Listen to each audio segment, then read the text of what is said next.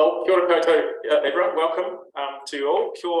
Called Nick Morrison aho. I'm Nick Morrison. I'm the founding director at GoWell Consulting. And on the call here with me, my fellow panelist is my colleague Emma Brockie, who is a sustainability consultant in our team and does a lot of the reporting work. Literally just this morning, we're working with a client, helping them map their impacts. Cool. So this is the agenda for today. We're going to cover what is a sustainability report, why report on sustainability, the GRI standards, which are the ones that we use with our clients and the reports that we write, and then the reporting process and what's involved. And then lastly, really excited to have Mike Murphy, who's the General Manager from Kokako, join us to talk to you and us about his experiences with reporting. He's done 3 GRI reports with us, and did one report. Kokako just sort of did their own report way back. I think it was 2016. Mike will clarify that when he joins us. So yeah, that's what we're covering today. Please feel free to ask questions as we go. So we'll take you through this agenda, and we'll have about 15 minutes with Mike at the end. We've got some questions for him, but that's a great welcome to ask him questions. Just pop it into the Q&A box in Zoom here. But you're also welcome to ask us questions, but we'll answer those all at the end. But before we go any further, we've just got 2 quick polls for you. So Emma will pop those up, just to give us a bit of insight into who's joining us and why. So yeah, what are your motivations for producing a sustainability report? We assume that you've joined today because there's some motivation or interest in producing a sustainability report. So if you can just let us know whether it's required by your organisation. Oh, well, you guys can read the answers. That's great.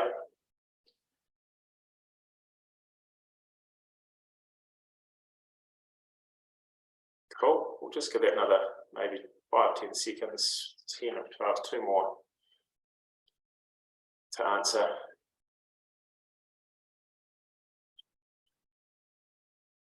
That's really great. So majority of people are sort of talking about it being a way to communicate our sustainability journey, and also that kind of structure to it, as well as measuring impact, and a bit there around enhancing brand value, which is what we'll talk to today, and also there's some personal interest. Awesome. Okay. That's poll 1, and then we've got a second poll for you as well. And this is about challenges. What do you perceive as the biggest barriers or challenges to producing a sustainability report? Again, I'll leave you to read the options there, but obviously sort of a range around resources and experience.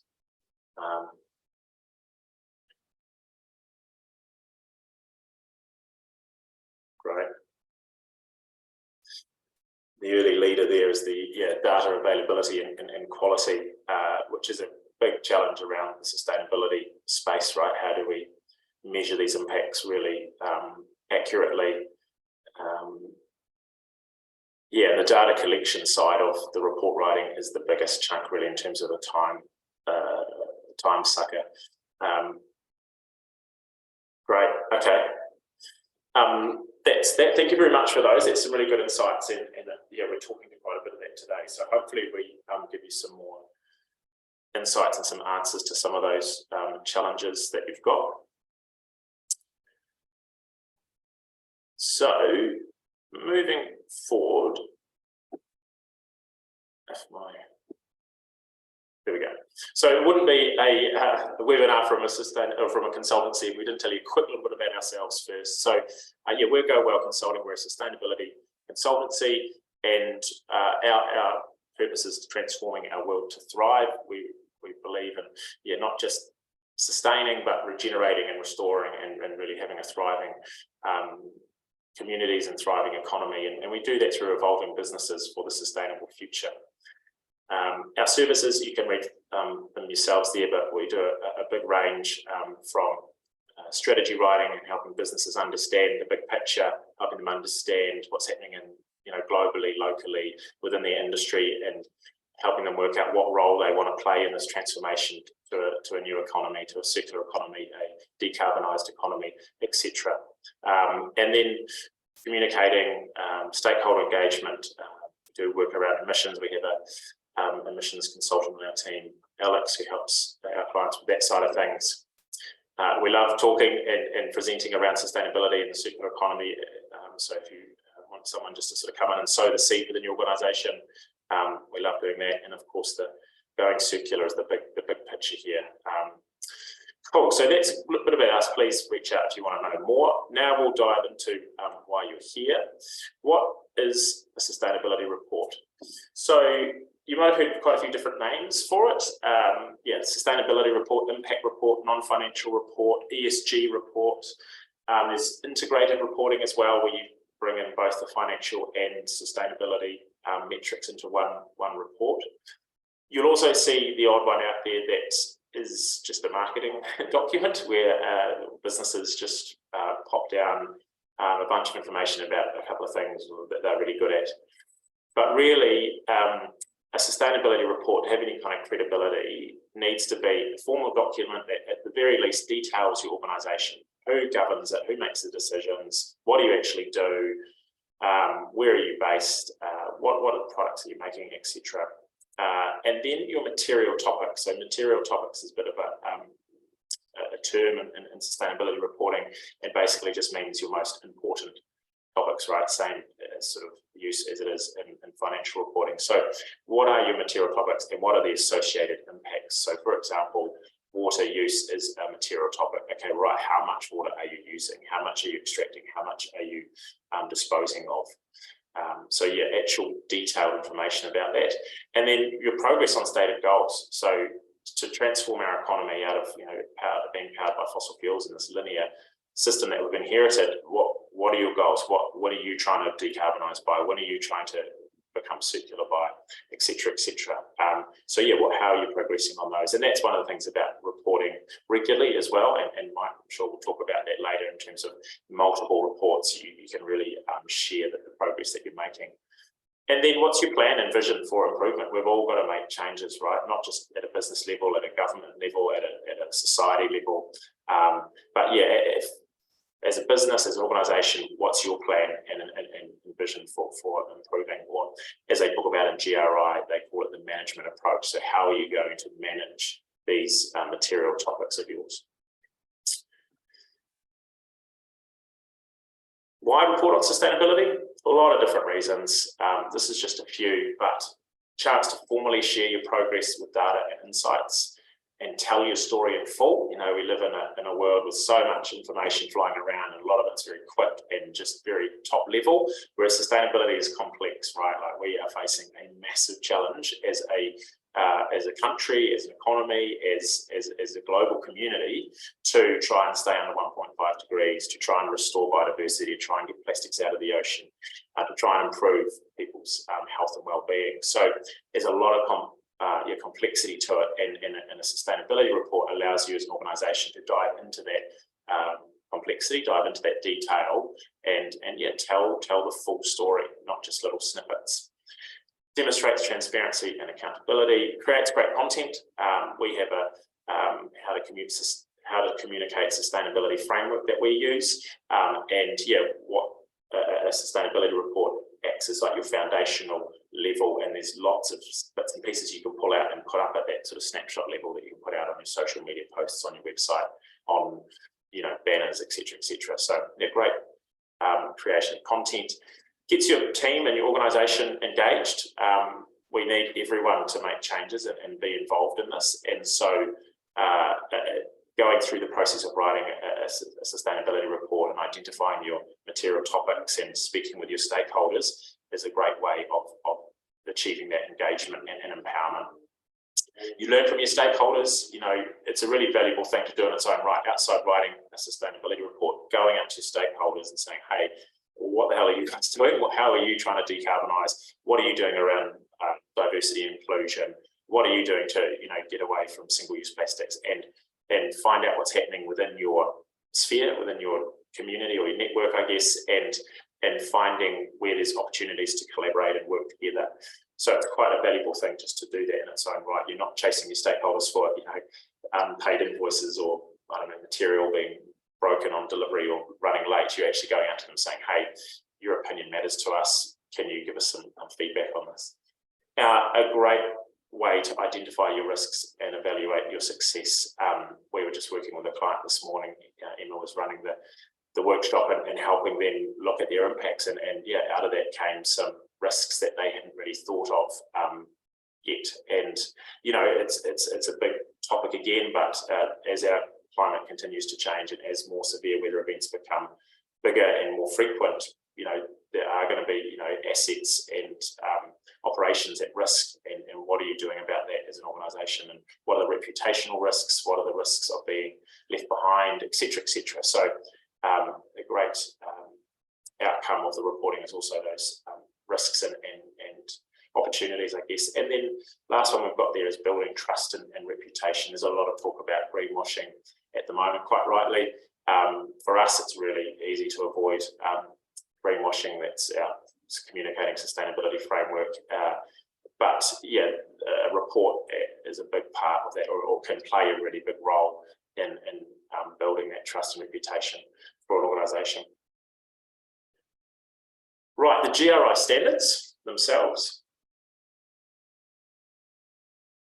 Skip one there. So what are the GRI standards? So GRI exists to help organisations be transparent and take responsibility for their impact so that we can create a sustainable future. That's their purpose statement. It's a free open resource, so anyone can go onto the GRI website. Sorry, we should have it here, but it stands for Global Reporting Initiative, a Global Reporting Initiative, GRI. And it's a free open source resource. They're based in the Netherlands. They've been going 25 years, I think it is. And so yeah, you can jump on and use the resource yourself, but it is pretty intimidating and overwhelming in terms of navigating through the framework. It's the most widely used and trusted framework globally, and you see that stat we've got there at the bottom. 78% of the global largest 250 companies adopt the GRI standards for reporting. But it's not just for big multinationals and big organisations. It can be used by any organisation of any size and across any sector. And ultimately, it enables organisations to publicly share impacts on their economy, the environment, and people in a transparent and structured way. So this is the GRI standard structure. So you've got these three core elements, or three core sort of standards. But the universal standards here that set you up basically to what to report on and how to report, and it talks about the reporting principles, which we've got on another slide. And then it's got your general disclosures. So every organisation that reports has to answer the general disclosures, and that covers off who's your governing body, how are they selected, how are they remunerated, what do you actually do, where are you based, how many people in your business, all the really kind of basic information that you kind of expect to be in a report about the business. So that's the general disclosures. It does also go into stuff about what is your approach to sustainability, what strategies do you have, or policies do you already have in place. But it kind of just really helps set the scene of you as an organisation. And then it's got the guidance around how to determine your material topics. The sector standards are a new thing. So GRI updated recently, and they're now what's called the GRI 2021 standards. And so everyone has to use those now moving forward. And what they've added in is the sector standards. And they basically are saying, if you're in the sector, you must answer these disclosures. If you don't answer them, you must say why you're not answering them.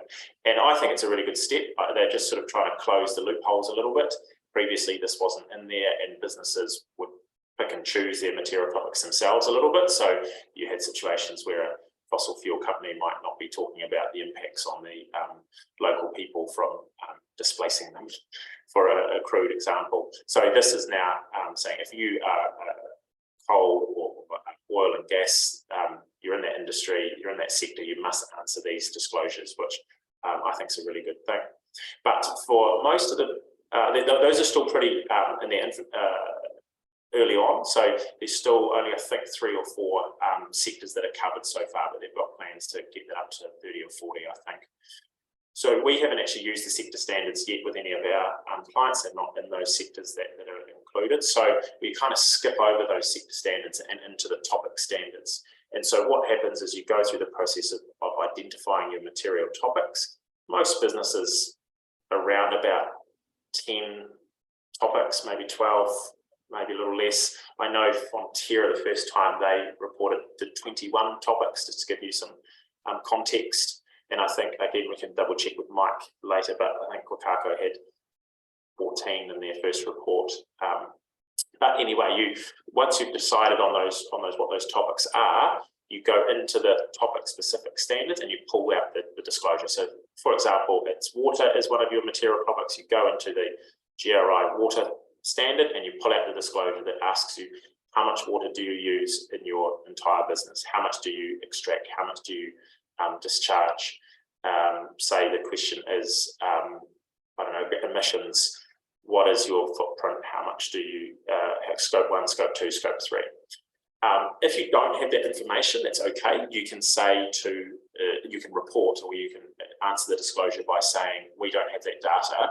You should follow that up by saying it's something we want to do in the future as part of our progress, as part of moving forward, and part of our management approach is that we would like to be getting that data.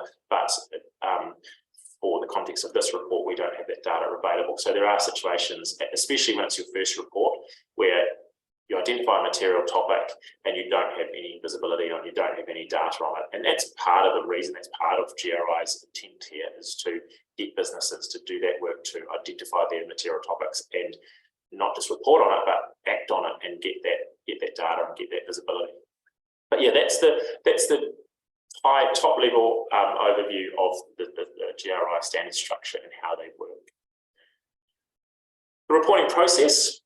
So typically it takes, I would say, around about 6 months for a business who's reporting for their first time. And yeah, you go through a process at the start of identifying your stakeholders and who you kind of want to talk to. So typically that's customers, staff, maybe you've got a board, investors, you might have an industry body, local council or iwi, you might have a charity that you work with, anyone that kind of has an impact on your business or who you impact. And we go through a process, and we work through this with the clients. We help with the reporting on how you're going to engage with them, because there's a big difference, big spectrum of quality of engagement and time and cost, right? So you get a lot out of talking to someone one-on-one in an interview, but to go around and interview a whole lot of people takes a lot of time and cost. We're sending out a survey to thousands of people, very quick, very cheap, but you don't get anywhere near the same level of quality within that engagement. You can't ask follow-up questions, etc. You can't inquire about other things. So yeah, you go through a process identifying who your stakeholders are and putting a plan together of who you're going to talk to and how. And that typically takes probably around 4 to 6 weeks, depending on the decisions you make there. Once you've done that engagement, you then review their feedback, and you also want to bring in expertise, I guess, outside just your stakeholders as well. And this is part of the work that we do, and part of what we're literally doing with the client this morning is, okay, what are the impacts that we can identify as well? Because your stakeholders won't always, they will come from a different angle, right, and have their own bias and their own agenda, I guess. And so you kind of want to have a high level, almost independent kind of thought process or mapping process of all the potential impacts that you're having, and we support you through that. And then yeah, you have to kind of categorize what is the top material topics. You can't report on everything. It's just too much, and the document's too big, and it'll take too long. So you then sort of categorize your most important to your least important, and you just find a cutoff line somewhere, whether that's 10 or 12 or 14 is a decision that you need to make. Then you go away and you build, well, we typically build the template, or whoever builds the template, and you go into those GRI disclosures and you pull out, okay, water, emissions, biodiversity, gender equality, diversity, etc., and then you pull out the disclosures that you need to answer. And you start collecting that data, and that takes time, especially if it's your first time reporting. It's you'll almost inevitably have material topics that come up that you don't have data for. And so you have to make calculated decisions about, do we wait for that data to get collected, or do we say, look, we don't have this data for this report? And look, you can work with incomplete data sets. So you might have, I don't know, 10 months power bills, and then you obviously just divide that up and extrapolate that out to make it a year, and you just have to explain it. You just say, I mean, one of the key sort of, I guess, learnings or key bits of advice for writing a report is just explain what you did all the way through, and how you get to any assumptions that you might have made in your data, or anything else relating to the report. So once you've collected that data and answered those disclosures as best you can, you then start to build out that report.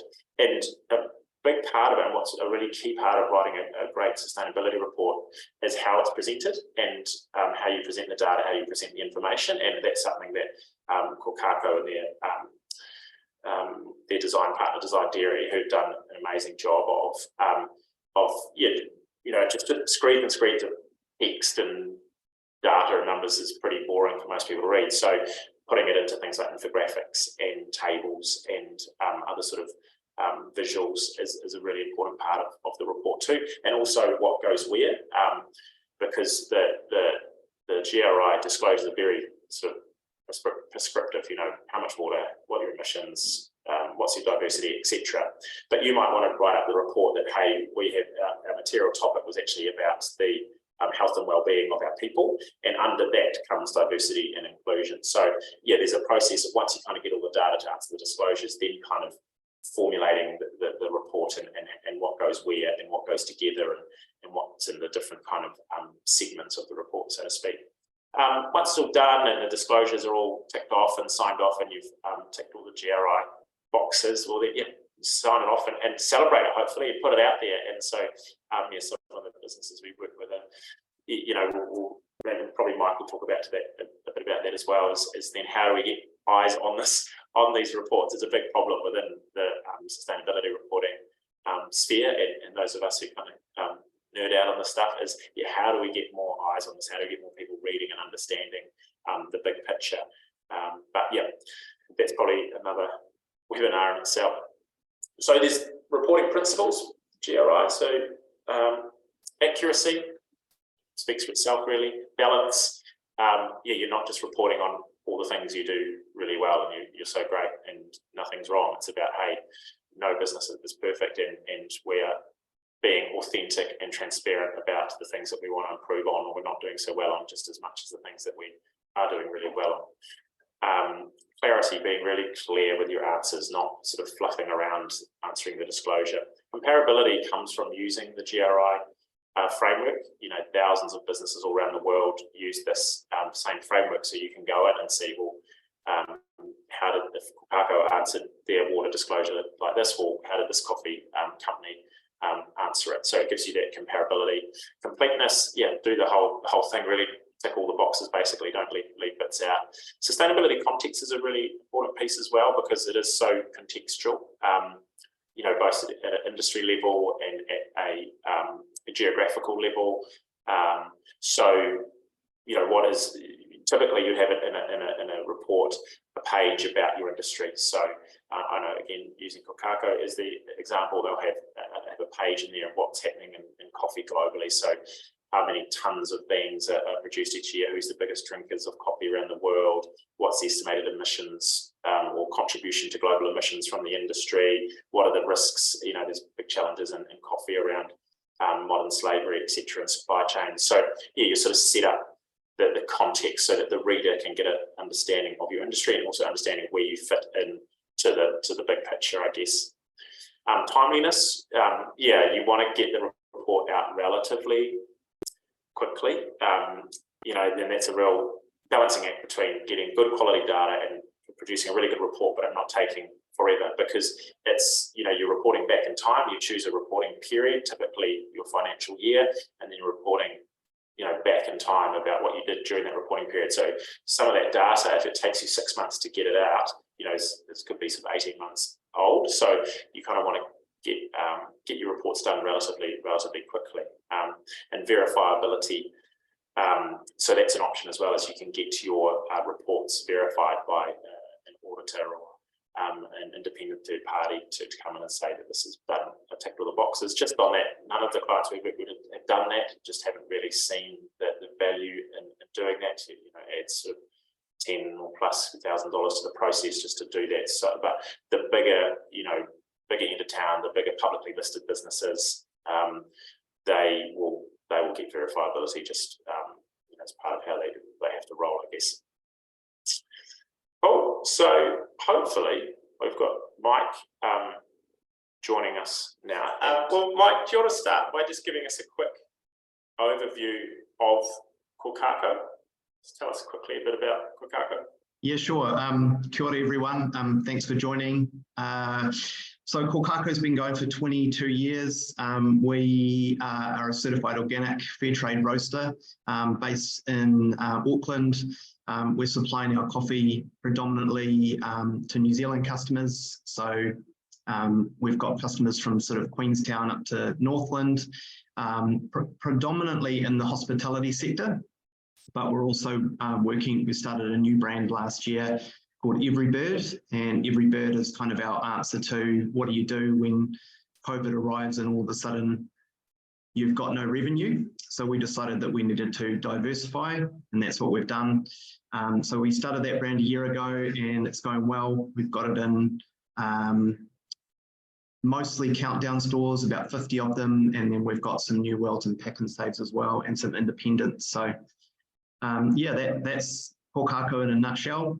We've got 23 staff, and any other information that you wanted to read about us is on our website and is in one of our 4 sustainability reports, Nick. Absolutely. Before we go any further, I think we've solved the problem. There we go. Except we've got our banner on your background. That's all right. I'm happy with your banner. Thank you. You fit nicely. You could be at home at the moment. Could be at home. It looks like Piha to me. Yeah, it is. Well, just out beside. Yeah. Well, thank you for that, Mike. So, first question for you is, what have been your key learnings from going through the report writing process? Cool. So, because I'm a geek, I have done some prep for this. So I've written down some notes. The first thing is allow more time than you'd expect. So it takes a long time to write a report. And I think you mentioned about, stakeholder engagement and interviewing people and gathering data. And I think you can't underestimate the time that it takes to do that. It's really important to be accurate with your data collection and to really sound people out and really get to understand, especially your employees, what you can learn from them to make your organisation better. And I suppose that's actually been a really positive outcome for us, is that through writing a sustainability report, we're forced to engage with our staff and our stakeholders at a different level. And so often we get learnings that maybe we wouldn't normally have got. The second thing is to lead from the front. So as sort of the majority shareholder and managing director of the business, you may assume, for me, I sort of probably naively assumed initially that, I could delegate some of that work. But when it comes down to it, really, it needs to be led by someone in a leadership position in the organisation. And obviously, leaders are busy, but it's really, really important work. And you might find that, you're doing these reports late at night after general business operations have finished or on the weekend, but that mahi is really worth it. So I think, that's super important. And then maybe finding people in your organisation who have a real genuine interest in assisting you in some way. And I've had some amazing, team members who've helped me with that, who've got skills that I don't have. And especially when it comes to, crunching numbers and data and stuff like that. Yeah, I think they're all really good points that you raise, and you're bringing back memories of going through those reports with you.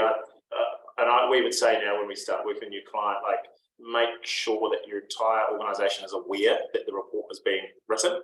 We've been in situations where the report writer didn't really notify enough of the business, and then when it came to getting the data, hang on, what's this? Why am I need to do this? Because you're asking your colleagues for their time to go and get this data, and sometimes it can be hard to get. So it's really important you set things up nicely, as you said it.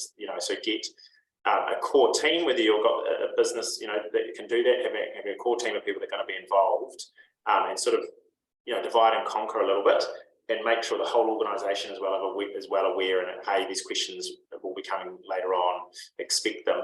And then to your point, leading, from the front, and whether, that's like for Kokako, you drove these reports so much, but whether it is a sustainability manager or whatever in the organisation, but it needs to have, if it's not a leader driving it, it needs to have that leader support, right? So whether it's your exec or it's your general manager, to have that real support and recognition that it's happening.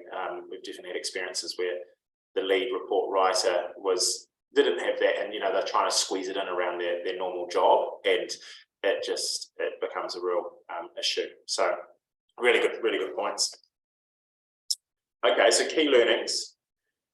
What about your recommendations for a business that hasn't reported before? Some of them were kind of captured in that a little bit, but anything that jump to mind? I think probably the fact that reports will get better over time. So your first report may not be your best work, but at least you've put a stake in the ground and you've started.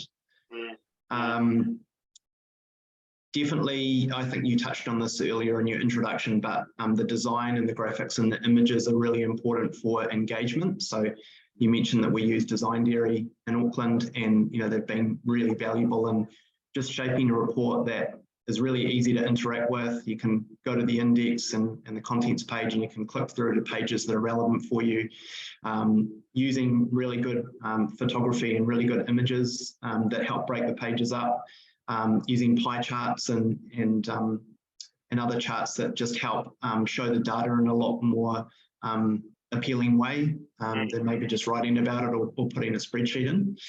And I think the other thing is, when you think about why you're going to be doing this report, having to think about why you're doing it and who will read it. So what are your objectives for it? Who are the key stakeholders that you're really looking to influence maybe? And then the other thing that I think you and I have talked about a lot, Nick, is thinking about what are the key issues in your sector and attempting to show how you're addressing these. So for us, it's about yes, we're an organic roaster and we're fair trade, but it's really important that we can highlight to our sector what are the things that we think are really important to be thinking about within the coffee industry. And I think it doesn't matter whether you're in transport or fashion or other industries, you can look to be a leader in your category. Absolutely. Well, that's something Kokako are renowned for, right? And so coming back, just a question that I haven't it sort of came up during the presentation, but just going back to your very first report that you did as an organisation on your own, it was 2016? Yeah. Can you just talk quickly to the experience from doing that on your own and then using the GRI framework? Because one of the things we asked, you saw the polls right at the start, and we sort of asked about having that sort of structure to reporting, and that's what GRI gives you. And how was it for you? Because I think it speaks volumes that to who Kokako are, that you went out and did a report on your own, trying to do the best you could without sort of following any framework. But yeah, how was it going from doing it just off your own accord, I guess, to then following the GRI framework? Quite a big difference. So I suppose the main one is we were kind of working blind. So we had looked at other reports that were out there, not even knowing that the GRI framework existed. And we thought, what do people really want to know about and what matters to us? And one of the big ones for us was waste and waste management, and maybe looking at it as a resource. And at the time in 2016, we owned Kokako in Grey Lynn, which is now known as Postal Service. And it was a busy cafe, and we decided that we should do a waste audit because we knew that that was a thing. And so we were literally dumpster diving, going through landfill, recycling, compost, weighing everything, looking at where there was contamination, whether a chef had chucked a plastic glove into the compost bin and stuff like that. And it was a massive eye-opener. Whether that was the right thing to be doing, I don't know, but we kind of we'd started the process. And so we put something together which we thought was okay, but upon reflection, we realized that when you look at a structure like GRI and getting, advice from GoWell, we were kind of really just winging it a little bit. So the last 3 reports that we've done in consultation with yourselves have been a lot more structured. And to be fair, they've actually been harder because we we've had to be more accountable. It asks you, that's the thing about GRI, it really asks you some challenging questions, right, that you need to just disclose. Cool, okay. So what has been the real value? What value have you got out of it? I mean, you've talked a bit about it already, but are there other thoughts that jump to mind around the value from producing these reports that Kokako receive? Yeah, definitely. I mean, first one I've kind of already covered, but I think it is important being able to take a leadership position on sustainability in your sector. Really, really important. Fostering a conversation about sustainability reporting and working with other people in your industry to do the same thing. So what we found is by doing this report, we're doing multiple reports, we got really positive reactions and engagement from other people in our industry who were keen to talk to us about what we got out of the process, how it worked for us, and then do their own reports. And the more that you get organisations doing that, especially organisations of scale, you start to build some momentum around accountability in your sector. So I think that's been really valuable. And also it's really important, if someone wants to know about your business, if you've got new employees coming on board, you can make the sustainability report part of their induction. And then it's really easy for them to read through and get a great in-depth understanding of who you are and what you do.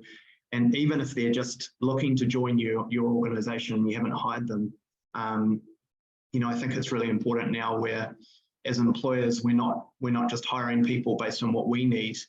The employee is also choosing where they want to work. So it gives the prospective employee an opportunity to sort of suss their new employer out before so that's important. Yeah, great. And how about your decision making, both as a general manager and as an organisation as a whole? Has it influenced the decisions you've made? Yeah, I mean, we've always been quite principled anyway, I suppose, but definitely it's made us more aware of decision making. We didn't deliberately set out to do this, but we sort of ended up going from a heavy skew of male employees to now I think over 60% female employees, and a lot of them in meaningful leadership positions as well, which is awesome. So I think it probably creates a lot more awareness within the overall organisation of what you should be focusing on and what the priorities should be. And has it helped you in terms of what to focus on? Like we talked a bit about right at the start of the webinar, how much this sustainability is so broad and kind of complex. And has the reporting process kind of helped you sort of zone in and go, okay, this is where we should be focusing, and we don't need to worry so much about this area of the business? Yeah, I mean, I think probably climate change is the big one, and our industry. We've put it in our last report that there needs to continue to be innovation and we need to decarbonise. We've just worked with ECA on a YouTube video that they profiled our business on decarbonisation in the sector, but there's a massive amount of work to do, and it can't just be, it needs to be a collaborative industry-wide approach. So we've recognised that that's really important in our sector, and then in other industries, again, if it's transport, it would probably be climate change and decarbonisation as well, and how do you electrify your fleet. Yeah, fantastic. Sorry, Mike, I could talk to you all day. I'm conscious of time as well, because I just do want to let the attendees ask any questions. But one more from me. You've kind of answered a little bit, but just, is there anything that you would like to see change in regards to sustainability reporting, both within your industry, but also more generally? Yeah, I think we already do a lot of reporting. So we do, we get audited every year by BioGrow for our organic certification. We get audited by Fairtrade, and we also have to do reports for our climate neutral accreditation. And then when we do the sustainability reports, there's a large amount of data and reporting that goes in with that. I think there'll probably be people who are sort of on this call who are B Corp accredited as well. It'd be really good to be able to consolidate that information, that data, so that as it's captured, it's a lot easier to streamline that report and bring it together at the end rather than kind of, starting again. Yeah. I do know B Corp and GRI have got a memorandum of understanding that they're very much aligned in terms of purpose and values and what they're about, and they kind of, having done a report, gets you a fair few points in B Corp basically. But I don't, I think it's a great point. I don't think there is any kind of integration in terms of data or downloading or sharing. Okay, cool. Anything else that jumps to mind in terms of, otherwise I've got a question. Go for it. Cool. So anonymous person, but how does the GRI framework work into other sustainable/responsible reports, such as the triple bottom line reporting framework, modern slavery legislation, etc.? Sort of touched on this right at the start. You will hear sustainability reports referred to as a few different things, and triple bottom line is often the other thing, or ESG, all the same kind of thing, really. But your reporting, your modern slavery legislations, etc., are separate. So that would be a separate statement that you need to do around modern slavery, but you would refer to that within the report. And when you write a GRI, well, any report I'd recommend, but with GRI, you don't copy and paste all of that stuff into the report. You would just have a hyperlink off to do that. And so it can help really reduce the size and the scale of the report if you've got all that stuff made publicly available somewhere else. If you've got your strategy, you've got your policies, you've got your modern slavery statements elsewhere, and then the GRI framework just encapsulates everything, and you can kind of refer off to those other reports as needed. Hope that answers the question. One here from Nick Jack. Hey Nick, how you doing? Mike, this is for you. Have your motivations for producing a sustainability report changed over the years as you've learned more about them? Question.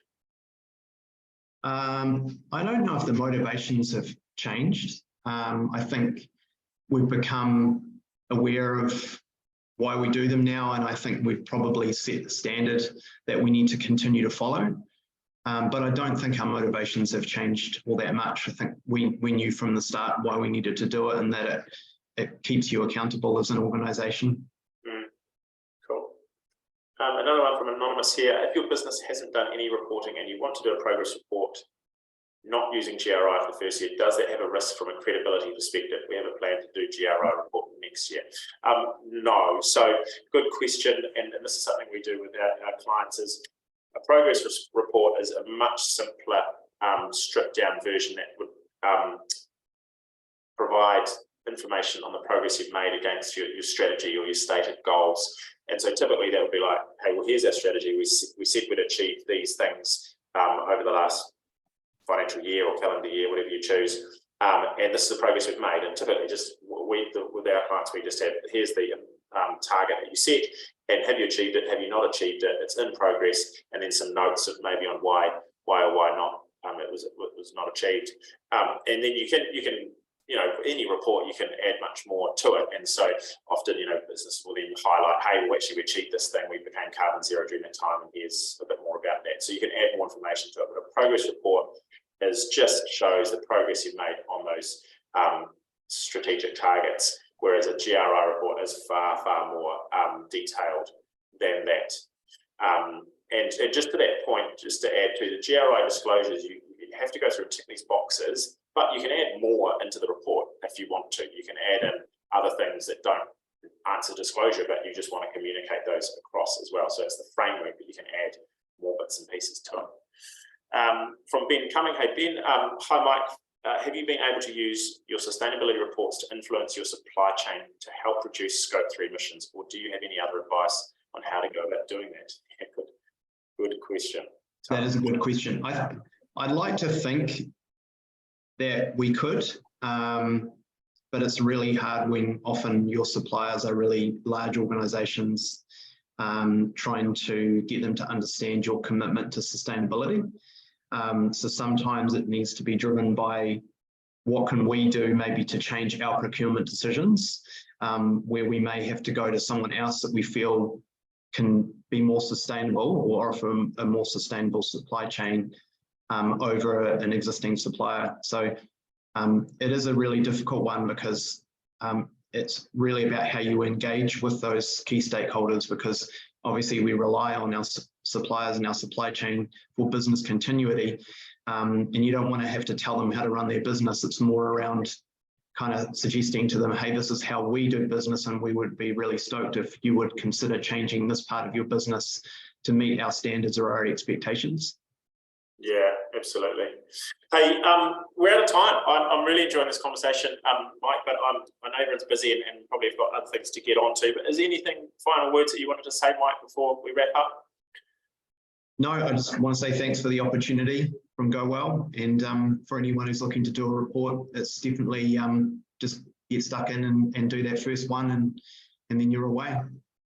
Great, thanks, Mike. Well, thank you so much for making your time and joining us. Highly recommend, if you haven't already, go and look at the Kokako sustainability reports. There's 4 of them to choose from. Reminding one of them wasn't GRI, the other 3 were. And yeah, if you would like to know more, please reach out to us. You can jump onto our website, gowellconsulting.co.nz, or email me, nick@gowellconsulting.co.nz. Thank you very much. See you later. Cheers, Mike.